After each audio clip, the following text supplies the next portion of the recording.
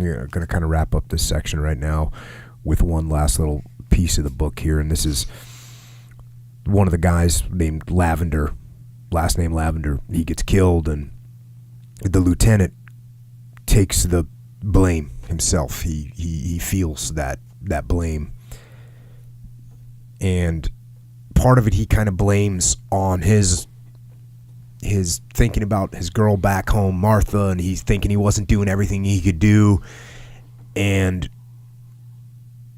what could he have done better, and where did he let his guys down, and what he could do different from now on. And I'm going to the book. He loved her, but he hated her. No more fantasies, he told himself. Henceforth, when he thought about Martha, it would be only to think that she belonged elsewhere. He would shut down the daydreams. This was not Mount Sebastian. It was another world where there were no pretty poems or midterm exams, a place where men died because of carelessness and gross stupidity. Kiowa was right. Boom. Down. And you were dead, never partly dead. Briefly, in the rain, Lieutenant Cross saw Martha's gray eyes gazing back at him.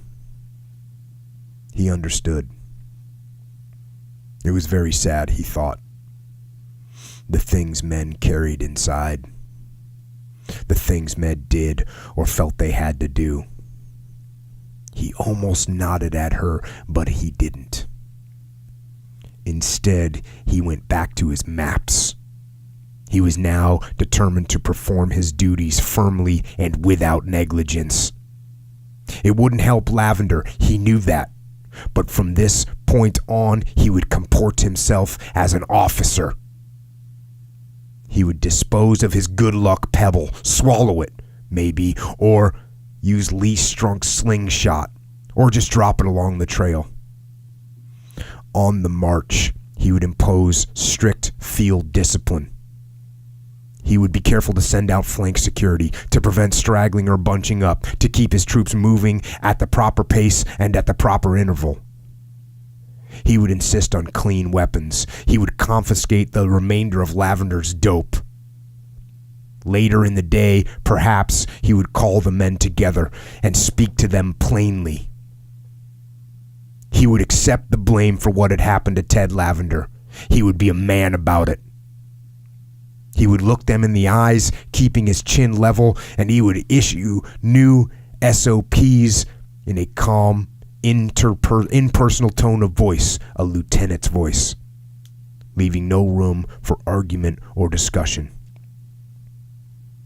Commencing immediately, he'd tell them they would no longer abandon equipment along the route of march. They would police up their acts. They would get their shit together and keep it together and maintain it neatly and in good working order. He would not tolerate laxity. He would show strength, distancing himself.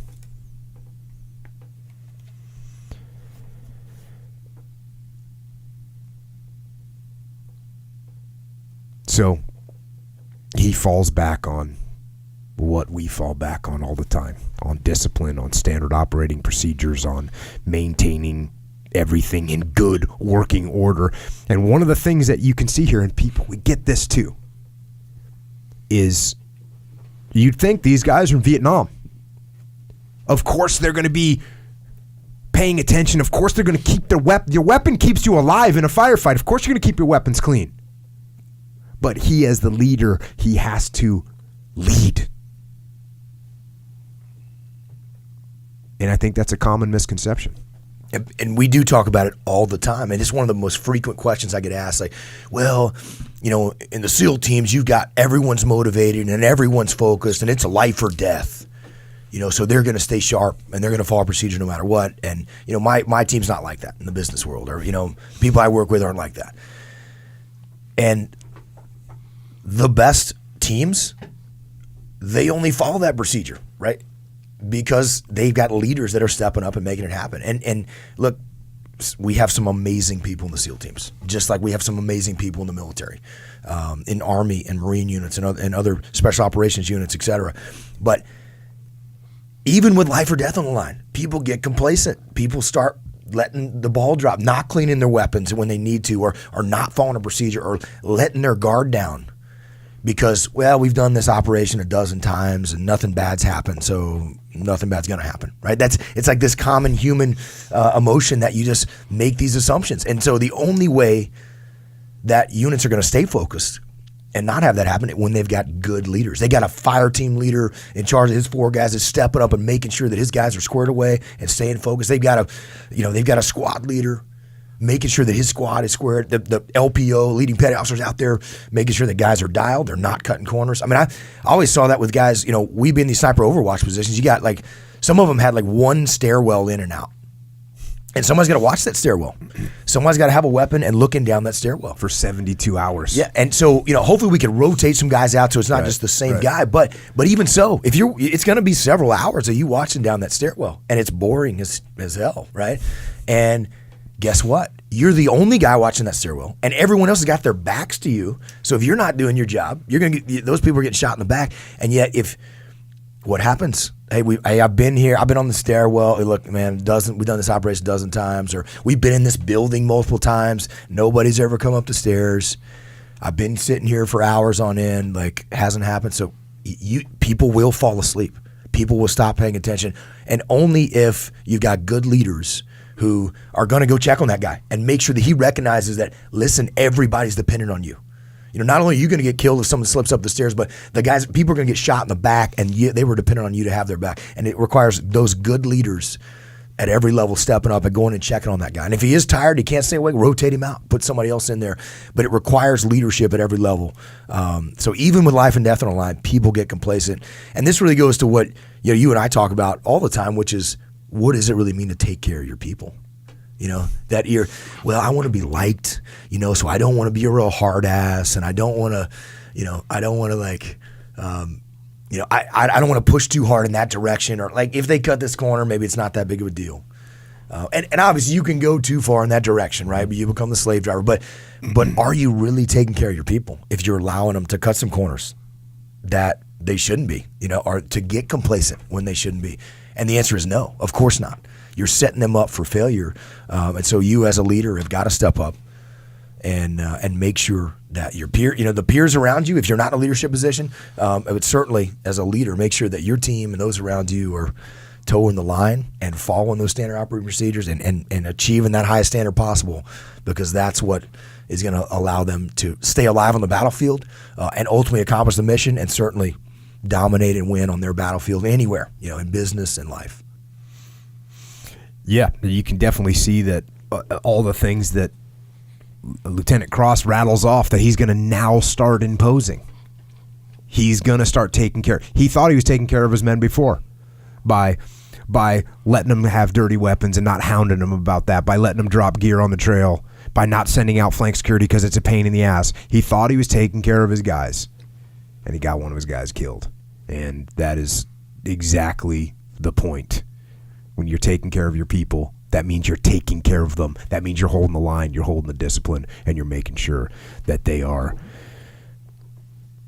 as safe as you can possibly make them while still accomplishing the mission.